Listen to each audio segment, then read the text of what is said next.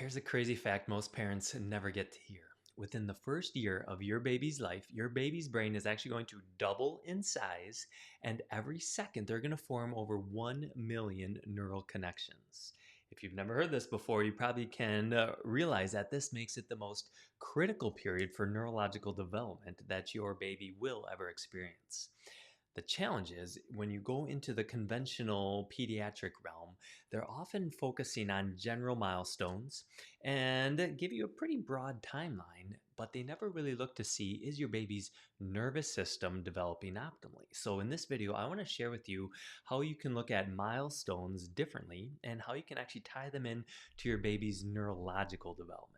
So, if you are a parent and your baby's in their first year of life, if you're sensing maybe something isn't quite right, maybe it's feeding, sleeping, other developmental movement patterns, I want to share this video with you to really help you understand how to give your baby the strongest neurological foundation from the very beginning. So, we're going to talk about why hitting milestones on time isn't the only thing to worry about. We're going to discuss some of the perfect storm early stresses that can actually create longer lasting neurological patterns that oftentimes conventional medicine completely overlooks. And then I want to share with you some of these early milestones and how to recognize in your baby, too, what you can actually do to support their nervous system during this critical window. So, before we dive in, I've got a little bit here on my iPad. I'm going to share with you some of these keys.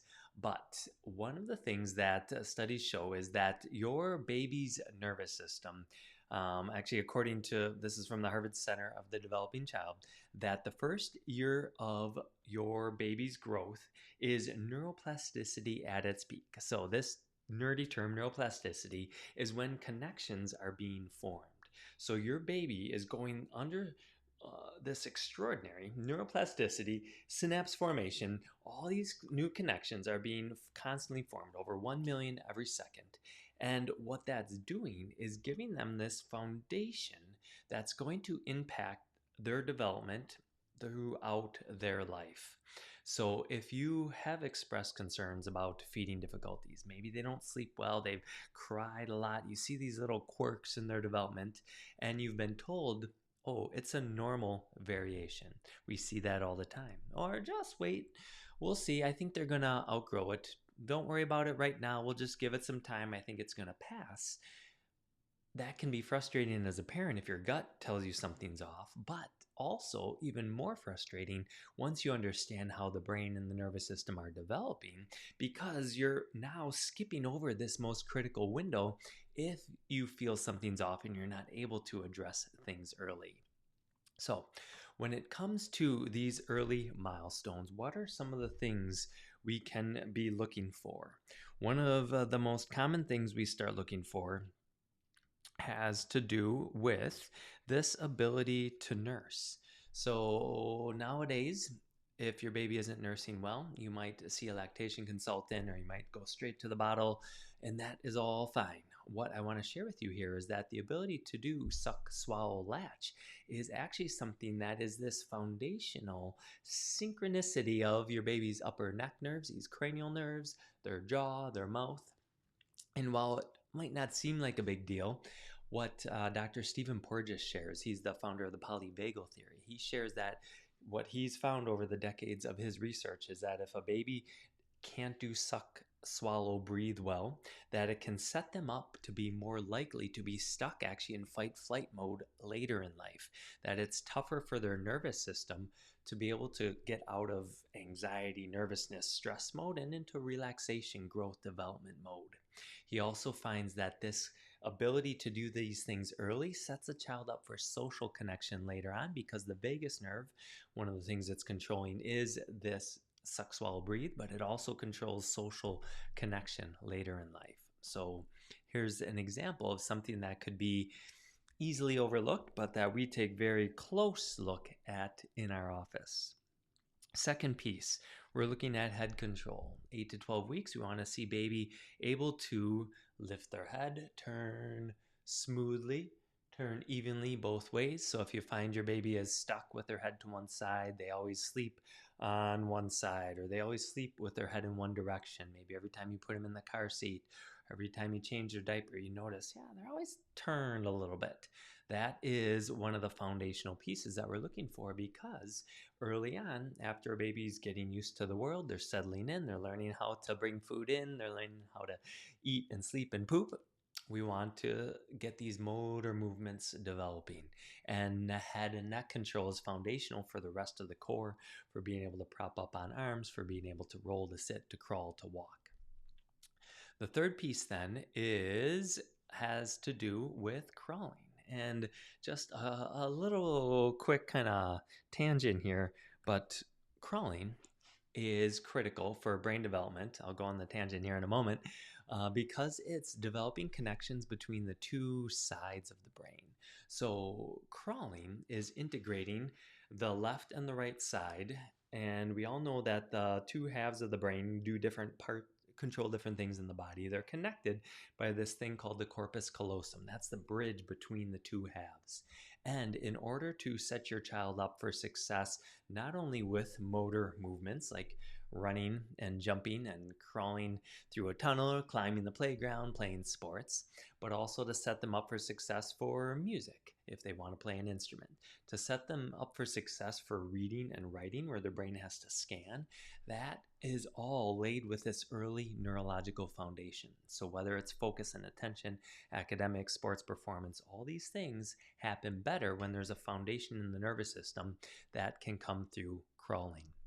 Now, the tangent I want to go on is the CDC actually removed crawling from the checklist of milestones that a child has to hit.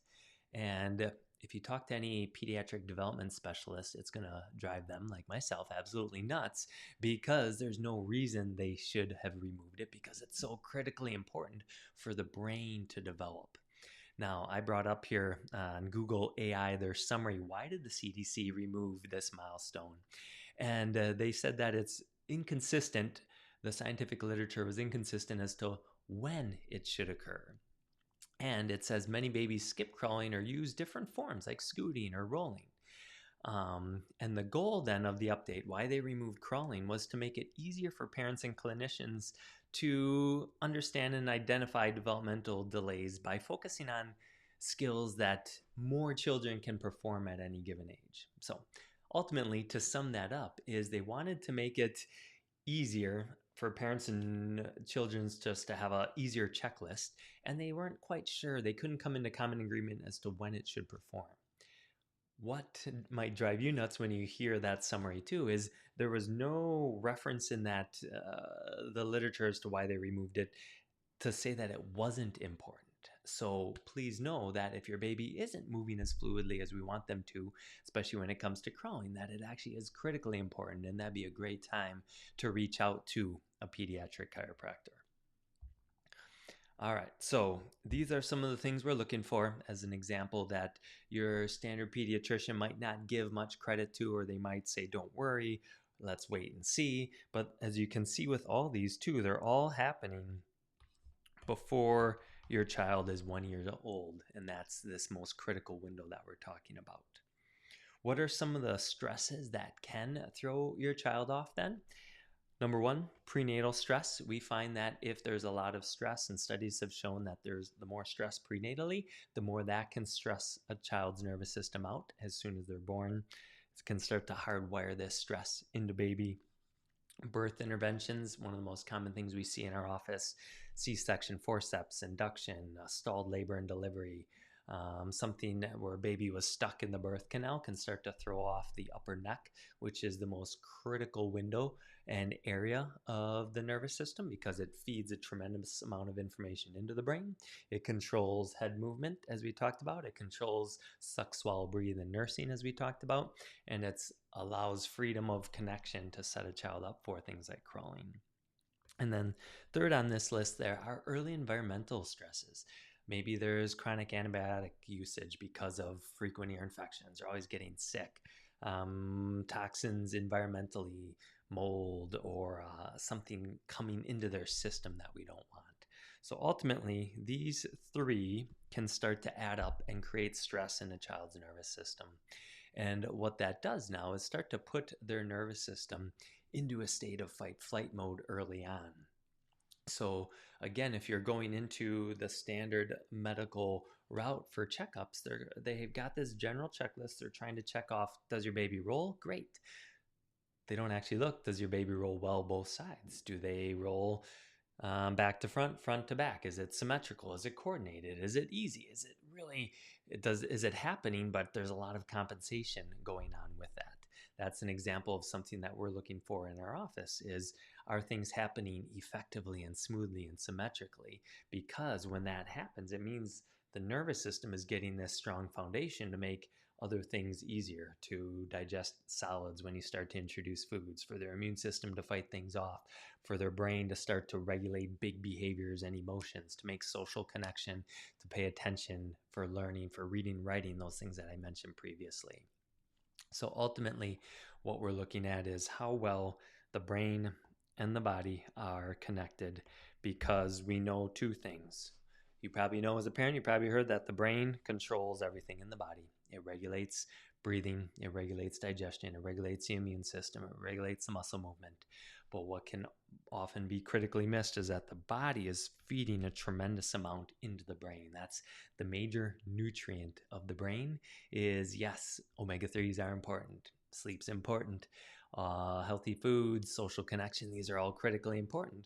But actually, when the body's moving well and moving properly, it feeds a tremendous amount of nutrition into the brain to make all these connections, for neuroplasticity to occur, for these new synaptic connections to occur.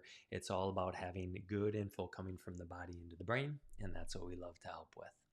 So if after watching this, you have questions on how you feel your baby is developing neurologically, if you feel like, yeah, they've been a little colicky, or they haven't slept as well, they're not nursing how I thought they would, they're not moving as fluidly as I'd like, instead of feeling like you just have to wait and see if they're going to outgrow it, please reach out to a neurological chiropractor. That's something we love to assess in our office and give you the tools to get your baby on track early and set them up for success later in life.